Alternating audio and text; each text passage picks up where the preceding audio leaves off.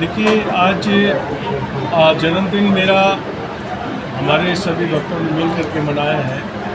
मेरा मन ये नहीं है कि भी मैं जन्मदिन को अपने वैभव के लिए ये आयोजन किया है।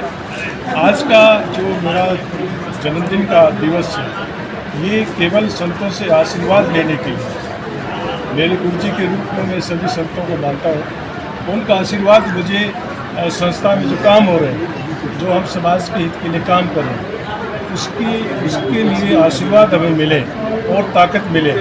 इसीलिए ये जन्मदिन का प्रोग्राम सभी संतों को बुला करके उनसे आशीर्वाद दे करके बुलाते हैं। और सभी भक्तों से ये कहना चाहूँगा कि देखिए, आज हमारे देश में जो संस्कृति की बात है, संस्कार की बात है, बच्चों में अच्छे संस्कार हमें देना चाहिए। अच्छे संस्कार कहाँ से आएंगे? अच्छी शिक्षा से आएंगे। तो हमें अच्छी शिक्षा देने के लिए आगे बढ़ना चाहिए। बच्चों को अच्छे संस्कार देके राष्ट्र के प्रति समर्पित और धर्म के प्रति समर्पित करना चाहिए। जिस देश की शिक्षा अच्छी है, देश उन्नति करेगा। जिस देश की स्वास्थ्य हेल्थ मेडिकल फैसिलिटीज़ अच्छी है, तो देश स्वस्थ रहेगा। तो जयराम आश्रम ने एक अभियान चलाया है कि इस देश को अच्छा बनाने के लिए अच्छी शिक्षा बच्चों को ये देनी चाहिए।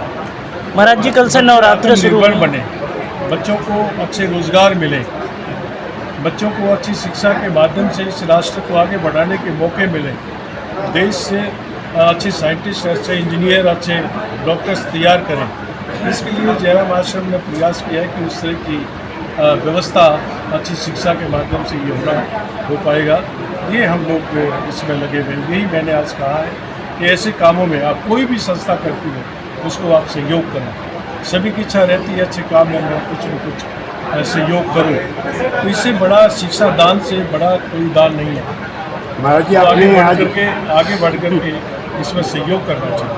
महाराज जी, आपने आज जिस तरीके से अपनी वाणी से सरस्वती के साक्षात्कार आए हैं, वार्ताकार कोई करा नहीं सका कि सरस्वती का वास संतों की वाणी में है। कहीं सरस्वती आपको नहीं दिखती तो संतों की वाणी में, तो इसी का प्रभाव और किस तरह से आगे बढ़ाया जाए? देखिए, मैं हरीश रावत जी माने हमारे उत्तराखंड के सीनियर लीडर हैं, चीफ मिनिस्टर माननीय मेरे मदन कौशिक जी, आप भी उत्तराखंड की सेवा कर रहे हैं, आप भी मिनिस्टर रहे हैं।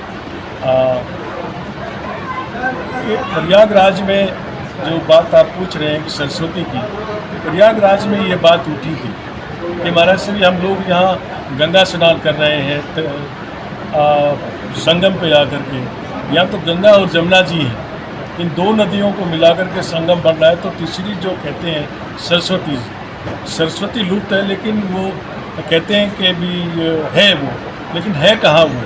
तो मैंने उनको जवाब दिया कि सरस्वती है, आपको उसको देखने के लिए जाना पड़ेगा जहाँ मैं आपको बोल रहा हूँ। मैंने बोला कि जहाँ संत महात्मा प्रवचन कर रहे हैं, जहाँ एक एक संत 80-80, 70-70 साल का वृद्ध संत बैठा हुआ है, एक संत एक तीर्थ के बराबर है। वो संत महात्मा जो प्रवचन दे रहे हैं, उनकी वाणी ही सरस्वती है। उनकी वाणी से अपने मन का स्नान कराइए तो आपको मुक्ति होगी। तो वहाँ सरस्वती के दर्शन हो रहे हैं, यहाँ गंगा और जमुना मिल रही है, तो तीनों को मिला करके ये संगम प्रयागराज का है। तो संतों की वाणी भी सरस्वती का रूप है। वो बहती वाणी, जैसे गंगा बहता जल है, ये जल दिखता है, लेकिन ये है मंदिर गंगा जी का, साक्षात गंगा मंदिर है, ये बहता मंदिर है।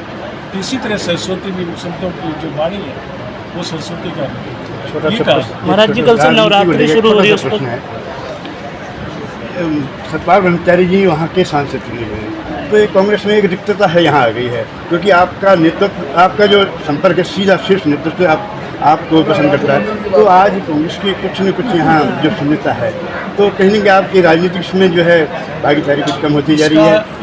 इसका जवाब मेरे से बढ़िया माननीय श्री हरीश रावत जी दे सकते हैं। तो बैठे हुए ये तो आप जन्मदिन की बात करो भाई।